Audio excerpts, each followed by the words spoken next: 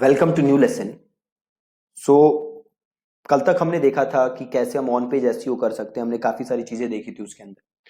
उसी को आगे हम कंटिन्यू करेंगे और हम देखेंगे कि और क्या क्या तरीके हैं ऑन पेज एसईओ करने के, योस्ट से और कैसे आपको ऑन पेज एसईओ में मदद मिल सकती है।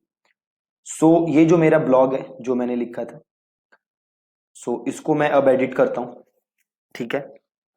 और इसमें अब हम और एसईओ करते हैं, राइट। ये हमने लिखा था कल, अगर आपको याद हो। अब आपको करना क्या है, अब आपको नीचे काफी सारी चीजें दिख रही होंगी, राइट। तो सबसे पहले हम जाते हैं रीडेबिलिटी। अब देखो रीडेबिलिटी में यहां पे काफी सारी चीजें आ रही हैं। सबसे पहले ट्रांजिशन वर्ड्स।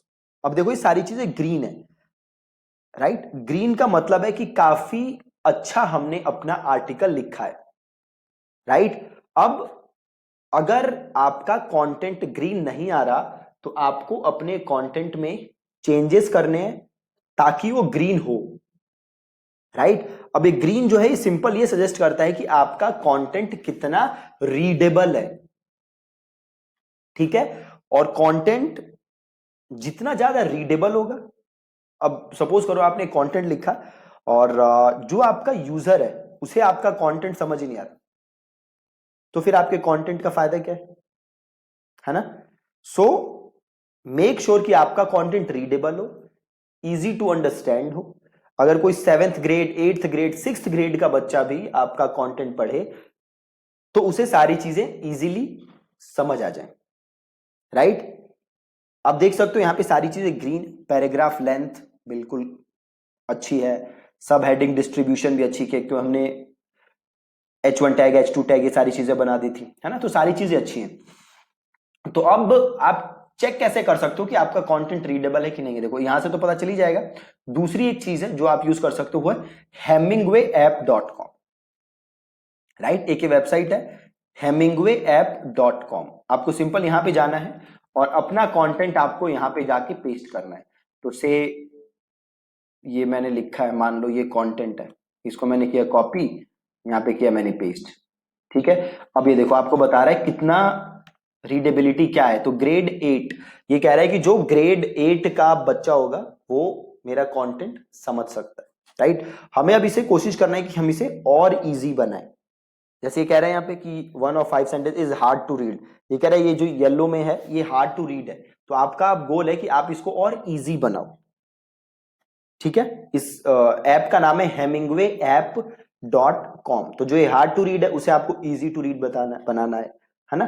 तो जो भी ये प्रॉब्लम आपको बता रहा होगा वो आपको इंप्रूव करना है और उसको आपको यूज करना है, ठीक है जी। तो यहां से तो सिंपल आपका ये रीडेबिलिटी का हो जाएगा, है ना।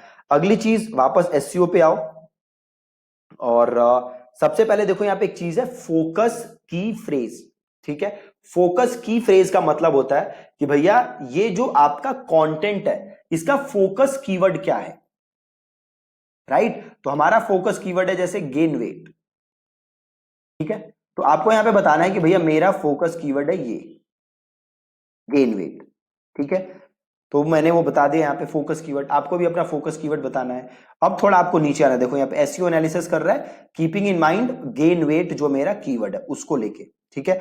अब इसके नीचे आओगे तो देखो बड़ी सारी चीजें ये बता रहा है, आपको ये सारी चीजें देखनी है और जो चीज सही नहीं है उसे सही करना है। तो सबसे पहले की फ्रेज इन स्लग, राइट। हमारा की फ्रेज क्या है, गेन वेट, है ना। अब ये कह रहा है कि जो हमारा स्लग है, स्लग इज, इसको एडिट करोगे तो ये हमारा स्लग है,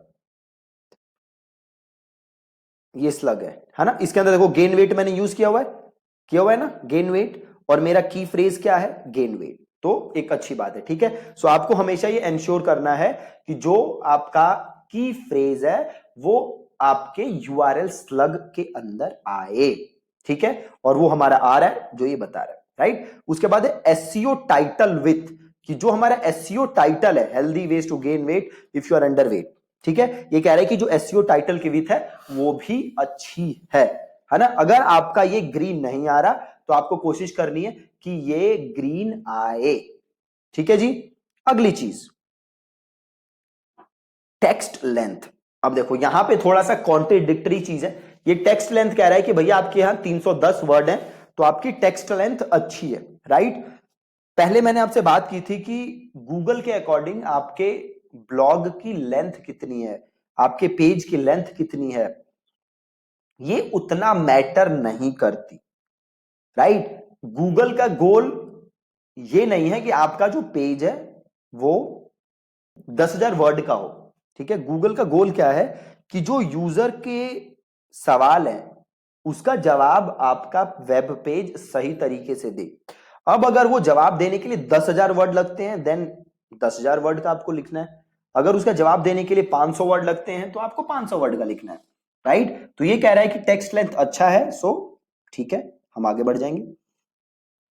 प्रीवियसली यूज्ड की फ्रेज, ये कह रहा है कि भैया क्या ये की फ्रेज आपने किसी और ब्लॉग पीस के लिए यूज किया है, हमारे केस में है नहीं। अब देखो यहां पे एक बहुत इंपॉर्टेंट चीज है, वो है डुप्लीकेट कंटेंट, राइट।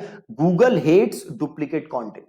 अगर आपके वेबसाइट पे मल्टीपल ब्लॉग्स हैं जिनमें सेम चीज के बारे में बात हो रही है, तो ये गूगल के लिए एक अच्छा सिग्नल नहीं है, क्योंकि अल्टीमेटली आप कर क्या रहे हो, आप सेम टॉपिक को रीपर्पस करके, रीफ्रेज करके अलग अलग ब्लॉग बना रहे हो, राइट। अब यूजर एक्सपीरियंस का इससे अच्छा होगा कि खराब होगा? मान लो मैंने आपकी वेबसाइट पे आया, मैंने एक ब्लॉग पढ़ा, वो किसी टॉपिक के बारे में था, मैं दूसरे ब्लॉग पे गया, वो भी आपने घुमा फिरा के सेम चीज लिखी होगी, है ना। तो मेरा यूजर एक्सपीरियंस क्या होगा, वो खराब होगा। यूजर को लगेगा यार क्या कर रहा है ये बंदा, सेम टॉपिक को घुमा फिरा के बोलता रहता है, right. So you have to ensure कि आपका कंटेंट डुप्लीकेट ना हो, और यहां पे ऐसा पहले नहीं हुआ, तो एक अच्छी चीज है। अगला है की फ्रेज डेंसिटी, कि जो मेरा की फ्रेज है, राइट, यहां पे क्या था हमारा, था की फ्रेज गेन वेट, है ना, वो कितनी बार अपीयर हो रहा है ब्लॉक में। हमारा 4 टाइम हो रहा है और यहां पे आ रहा है ग्रेट है, अच्छा है। अगर ये ग्रीन ना हो तो आपको और जगह अपने की फ्रेज यूज करने हैं जब तक ये ग्रीन ना हो जाए, ठीक है। अगली चीज आउटबाउंड लिंक्स, कि क्या हमने जो हमारा ये ब्लॉग है उसमें आउटबाउंड लिंक डाले हुए हैं, ऐसे लिंक जो कि दूसरी वेबसाइट्स पे जाके ओपन होते हैं। तो यहाँ पे लिंक आ रहा है ना, सो दैट्स गुड। आपको आउटबाउंड लिंक डालने हैं। आउटबाउंड लिंक डालने से क्या होता है कि एक तो आप किसी सोर्स को कोट कर रहे हो, तो आपकी भी क्रेडिबिलिटी बढ़ती है। फॉर एग्जाम्पल सपोज करो मैं एक कंटेंट बनाता हूं और इसमें मैं कोट कर रहा हूं WHO को, एम्स को, तो इससे क्या होगी, मेरे जो ब्लॉग है उसकी क्रेडिबिलिटी बढ़ेगी, क्योंकि जो मैं नंबर्स बता रहा हूं वो ऐसे इंस्टीट्यूट्स के नंबर है, ऐसी अथॉरिटीज के नंबर है, ऐसे ऑर्गेनाइजेशंस के नंबर है जो कि काफी ज्यादा ट्रस्टेड है, राइट। तो आपको आउटबाउंड लिंक्स यूज करने। अगली चीज की फ्रेज इन टाइटल, ठीक है। The exact match of the key phrase appearance but not at the beginning. देखो ये कह रहा है कि भैया देखो आपका जो की फ्रेज है वो क्या है, गेन वेट। ये कह रहा है कि भैया देखो की गेन वेट जो है आपका यहां अपीयर तो हो रहा है बट बिगिनिंग में नहीं हो रहा। ये कह रहा है कि जो आपका की फ्रेज है वो आपके टाइटल में अपीयर तो हो रहा है बट बिगिनिंग में नहीं हो रहा, है ना। सो आप देखो कि क्या आप उसे बिगिनिंग में दिखा सकते हो, बट एक चीज ध्यान रखनी है कि वो लॉजिकली दिखना चाहिए। अगर वो इलॉजिकल तरीके से आप उसको बिगिनिंग में दिखाओगे तो उसका कोई भी फायदा नहीं है, राइट। तो हमें एंश्योर करना है कि हम उसे बिगिनिंग में करें, जैसे लिखा हो इसने try to move it to the beginning, कि हमें उसे बिगिनिंग में दिखाना है, ये हमें कोशिश करनी है, ठीक है। अगली चीज है इमेज ऑल्ट एट्रीब्यूट्स, राइट। अभी हम इमेज एसईओ के बारे में मैं किसी और वीडियो में आपको बताऊंगा, तो इसको अभी के लिए मैं स्किप कर रहा हूं। अगली चीज देखो क्या है, की phrase in subheading, use key phrases और synonyms in your higher level subheading. अब ये कह रहा है कि यहां पे हमने सब हेडिंग्स बनाए थे, देखो ये बनाए, राइट। अब हमें क्या करना है कि हमें जो अपना की फ्रेज है उसे सब हेडिंग में भी यूज करना है, प्लस हमें उसके सिनोनिम्स भी यूज करने हैं, ठीक है। कि हमें उसका की फ्रेज जो है हमें सब हेडिंग्स में भी यूज करने हैं और हमें उसके सिनोनिम्स भी यूज करने हैं। अगली चीज देखो क्या कह रहा है, मेटा डिस्क्रिप्शन लेंथ। देखो यहां पे हमने मेटा डिस्क्रिप्शन लिखा ही नहीं है, तो हमें मेटा डिस्क्रिप्शन लिखनी है, ठीक है, वो तो हमें लिखेंगे। अगला की फ्रेज इन इंट्रोडक्शन, कि ये जो हमने स्टार्ट किया है अपना ब्लॉग, यहां पे हमारा की फ्रेज नहीं आ रहा, तो हमें यहां भी की फ्रेज यूज करना है। अगली चीज है इंटरनल लिंक्स, कि हमें अपने वेब पेज के, अपनी वेबसाइट के अलग अलग वेब पेजेस का लिंक भी यहां पे देना है, राइट।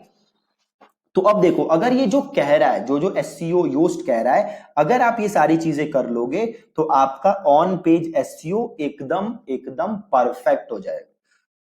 राइट तो क्या क्या चीजें हैं एग्जैक्टली जिनको आपको ध्यान रखना है? तो सबसे पहले तो आपका जो की फ्रेज है वो स्लग में आना चाहिए, यूआरएल में आना चाहिए। अगला जो आपके एसईओ का टाइटल है वो सही होना चाहिए। अगला क्या है, जो आपके लेंथ है ब्लॉग की वो सही होनी चाहिए। अगली चीज क्या है कि जो आपका की फ्रेज है वो कभी यूज ना किए हो। अगली चीज क्या है कि जो आपका की फ्रेज है वो कई बार ब्लॉग में अपीयर होना चाहिए, उसकी डेंसिटी सही होनी चाहिए। अगली चीज क्या है कि की फ्रेज का लेंथ अच्छा होना चाहिए। अगली चीज क्या है कि आपके ब्लॉग के अंदर आउटबाउंड लिंक्स होने चाहिए, अथॉरिटी साइट्स को आप लिंक करो। अगली चीज क्या है कि जो आपका की फ्रेज है वो आपके ब्लॉग के टाइटल में भी दिखना चाहिए। अगली चीज क्या है कि आपको अपने इमेज का एसईओ करना है। अगली चीज क्या है कि आपको जो अपना की फ्रेज है वो सब हेडिंग्स में यूज करना है, प्लस आपको सिनोनिम्स यूज करने हैं। अगली चीज है आपको जो आपका मेटा डिस्क्रिप्शन है वो अच्छा लिखना है, उसकी लेंथ सही होनी चाहिए। प्लस जो आपका की फ्रेज है वो आप जब ब्लॉग स्टार्ट करोगे तो उसके इनिशियल 100 वर्ड्स के अंदर आना चाहिए। प्लस अगली चीज क्या है, इंटरनल लिंक्स, आपको इंटरनल लिंक्स यूज करने हैं। ठीक है, तो आपको इन सारी चीजों का ध्यान देना है, तो अपने आप आपका ऑन पेज एसईओ बिल्कुल बिल्कुल बिल्कुल परफेक्ट हो जाएगा। ठीक है, हमने कैसे टैग हमने लगा के देखे थे, प्लस हमने लिंक भी देखा था कि हम कैसे लिंक कर सकते हैं चीजों को। ठीक है, सो ये आपको सारी चीजें करनी है, फिर आपका ऑन पेज एसईओ एकदम ऑन पॉइंट एकदम परफेक्ट होगा। ठीक है जी, that's it from this video. कल के लेसन में हम बात करेंगे about image SEO. Thank you so much for watching this lesson.